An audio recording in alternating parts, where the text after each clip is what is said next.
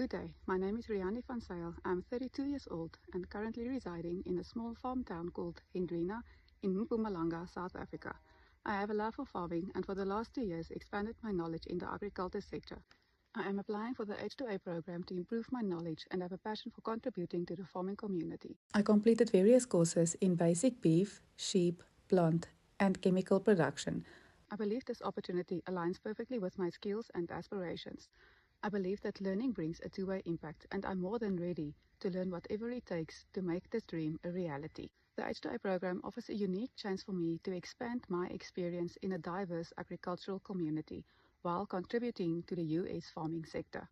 I am practically drawn to this opportunity because I am eager to learn new techniques, understand advanced farming technologies, and immerse myself in the rich agricultural practices of the US. Moreover, I am committed to the value of hard work and respect for the land, which I believe is essential in agriculture. I am excited about the possibility of working alongside skilled farmers and also contributing to the agricultural community while also sharing my cultural background. Thank you for considering my application. I look forward to the possibility of contributing to your team.